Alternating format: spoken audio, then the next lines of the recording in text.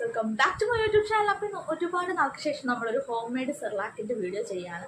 ഒരുപാട് നാളായില്ല ഗൈസ്, നമ്മളൊരു newborn essential series തന്നെ ചെയ്തിട്ട് ഒരു ഫേസ് ടു ഫേസ് വീഡിയോ കൂടി ചെയ്തിട്ട്. അപ്പോൾ നമ്മൾ ഇന്ന് അതാണ് ഉണ്ടാക്കാൻ പോകുന്നത്.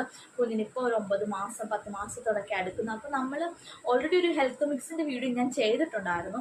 ഇത് നമ്മൾ അതിൽ നിന്ന് കുറച്ച് ഇൻഗ്രീഡിയൻസും പിന്നെ അല്ലാതെ കുറച്ച് വീഡിയോസും കൂടി ഞാൻ എടുത്തിട്ട് അതിൽ നിന്ന് കുറച്ച് ഇൻഗ്രീഡിയൻസ് എല്ലാം കൂടി ചേർത്തിട്ട് ഞാനൊരു ഹോം മെയ്ഡ് സെർലാക്ക് ഉണ്ടാക്കുകയാണ് ചെയ്തത്.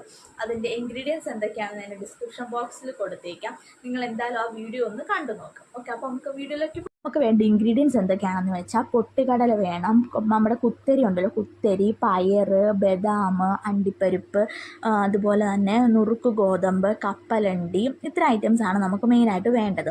അത് ഏതൊക്കെയാണെന്ന് ഞാൻ ഒന്നും കൂടി ഡിസ്ക്രിപ്ഷൻ ബോക്സിൽ മെൻഷൻ ചെയ്തേക്കാം. ഈ നുറുക്ക് ഗോതമ്പ് നമ്മൾ കഴുകി ഒരു ദിവസം വെയിലത്ത് വെച്ച് നന്നായിട്ട് ഉണക്കിയെടുക്കണം കേട്ടോ.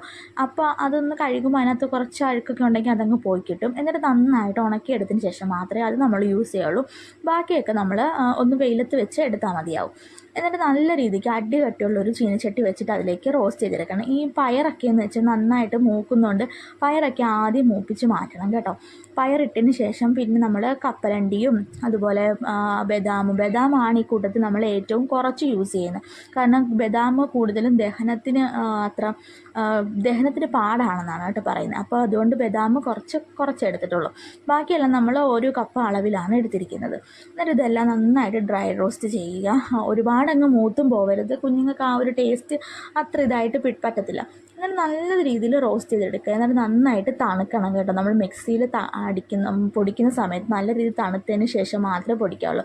എങ്കിൽ ഒരു ലൈറ്റ് ചൂടുണ്ടാകുമ്പോൾ നന്നായിട്ട് പൊടിഞ്ഞ് കിട്ടുകയും ചെയ്യും. എന്ന് വെച്ചാൽ ഒരുപാട് ചൂടുണ്ടാകാനും പാടില്ല. അപ്പോൾ അത് നമുക്ക് ആ ഒരു അളവിലെടുക്കുക. എന്നിട്ട് മിക്സിയുടെ പൊടിക്കുന്ന ജാറിലിട്ടിട്ട് നല്ല ഫൈനായിട്ട് പൊടിച്ചെടുക്കണം കേട്ടോ. എന്നിട്ട് ആ പൊടിയും നല്ല രീതിയിൽ തണുത്തതിന് ശേഷം മാത്രമേ നമ്മൾ ടിന്നിലിട്ട് വയ്ക്കാവുള്ളൂ. ഈ ഓരോ പ്രോസസ്സ് ചെയ്യുമ്പോഴും അത് എത്രത്തോളം ഹൈജീനായിട്ട് ചെയ്യുന്നു അത്രത്തോളം ഈ നമ്മളുണ്ടാക്കുന്ന ഈ സെർലാക്ക് ആയാലും ഏത് മിക്സ് ആയാലും അത്രത്തോളം ഷെൽഫ് ലൈഫ് അതിന് കിട്ടും കേട്ടോ. നമ്മൾ ഹെൽത്ത് മിക്സ് ഉണ്ടാക്കിയ ആ ഒരു ടിന്നിലേക്കാണ് ഞാനിത് മിക്സ് ഇട്ട് വെക്കുന്നത്. ഒരു 750 ഗ്രാമോളം നമുക്ക് കിട്ടിയിട്ടുണ്ട്. ഓക്കെ, നമ്മൾ കണ്ടില്ലേ എങ്ങനെയാണ് ഒരു സെർലാക്ക് നമ്മൾ വീട്ടിൽ പ്രിപ്പയർ ചെയ്യുന്നത്. നമ്മൾ പൈസ കൊടുത്തൊന്നും വെളിയിൽ നിന്ന് വാങ്ങിക്കേണ്ടൊന്നും ഒരു ആവശ്യമില്ല. അത്യാവശ്യം നമ്മൾ ട്രാവൽ ചെയ്യുന്ന സമയത്ത് നമുക്ക് ഒട്ടും പറ്റത്തില്ലെങ്കിൽ മാത്രം നമ്മൾ ഒരു പാക്കറ്റ് സെർലാക്ക് അല്ലെങ്കിൽ എന്തെങ്കിലും ഒരു എമർജൻസി ഘട്ടമുണ്ടെങ്കിൽ മാത്രം വാങ്ങിച്ചു. അല്ലെന്നുണ്ടെങ്കിൽ ഇത് തരത്തിലുള്ള ഏതെങ്കിലും ഒരു സെർലാക്കിൻ്റെ റെസിപ്പി നിങ്ങൾ ട്രൈ ചെയ്ത് കുഞ്ഞുങ്ങൾക്ക് കൊടുക്കുന്നതായിരിക്കും ഏറ്റവും ബെനിഫിറ്റ്. ഞാൻ എന്തൊക്കെ ഇൻഗ്രീഡിയൻസ് ആണ് ഇതിലൊക്കെ അടങ്ങിയിരിക്കുന്നുള്ളതെല്ലാം ഞാൻ എൻ്റെ ഡിസ്ക്രിപ്ഷൻ ബോക്സിൽ കൊടുത്തേക്കാം. നിങ്ങൾ എൻ്റെ ചാനൽ ആദ്യമായിട്ടാണ് കാണുന്നതെങ്കിൽ എൻ്റെ ചാനൽ ഒന്ന് സബ്സ്ക്രൈബ് ചെയ്യണം. ഇതുപോലുള്ള ന്യൂബോൺ എസെൻഷ്യൽ സീരീസ് ആയിട്ട് ഞാൻ